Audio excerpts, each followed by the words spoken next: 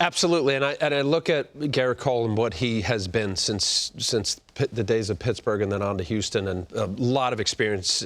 Cy Young Award, reigning Cy Young Award winner.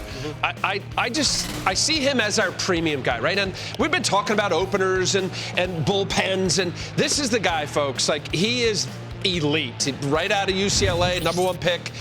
Yes, he's got the pedigree of multiple postseason, certainly with the Astros, went on to the World Series. They end up losing to the Nationals. But you look at that line score, he was excellent. I mean, here's a guy that is a bully fastball guy with multiple secondary pitches that makes him really hard to hit. And I think as he's gotten older, just from my observation, I think he's become more of a guy that manages the game. Yes, last year, as I said, his wife Amy sitting there with him as winning his Cy Young. He was twice 2 other years second. But look, he's a guy that has the ability to spot the fastball.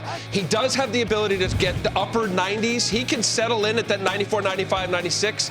In order to get his elite fastball swing and miss, you have to do this. And he does it so well. It's slider, curveball, cutter down in the zone. Very occasional changeup, usually to left-hander, mostly to left-hander. But when you see those secondary pitches down, this is when you get that high fastball. This is what I call a bully fastball. It's the 0-2, 1-2, 2-2, and he'll get the elevated. It's play coverage. Guys know it's coming. They know he's going to throw it. They got the heat map and hot, cold, and all the other thing. He's got attitude. But what I think happens, and I thought I saw it with his game against Cleveland with the 4 walks, when you get to a place, and I never was his level, but you kind of manage the lineup. And when I look at the lineup, or I say, here's a soft spot, potential soft spot. If I get in a pickle here and I get behind on Ramirez, I'm not giving in. And that usually results in walks. It results in higher pitch count. And he's managing it. And I think sometimes that managing could hurt you, because nowadays, with a walk and a bloop and here's a double, there's your 2 spot.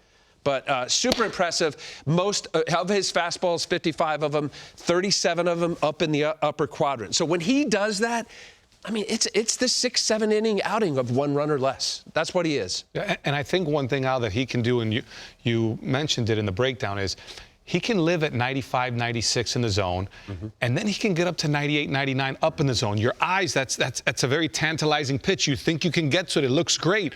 But when you pump up, he's got a little bit in the tank. When you pump up 3 extra miles an hour, and then that shortened time frame where you get to get the barrel to the ball to the high fastball, I think he becomes even more effective. But he's just, I think he was scripted when he signed this big deal to be, hey, this is the game 1 starter that we need. And he's answered every call to this point in a Yankee uniform. I think he is going to be huge. We talk about bullpen games. Is Game 4 going to be a bullpen game for the Dodgers? How's it going to be? I think one of the biggest, I guess, ways to sway this series is if Gerrit Cole goes deep, because the less they can see of those middle relief guys, the more effective they can be against that Dodger lineup. Which I think is what we've seen, Adnan, right? I mean, you're seeing the loin of some of these bullpens. And the Dodger bullpen is excellent. I think what Roberts is able to do with the mixing and matching, mostly right-handers, obviously with many of the big arms that they have. You get exposed as a result of most relievers are 2-pitch pitchers. You got some kind of fastball with some sort of breaking ball.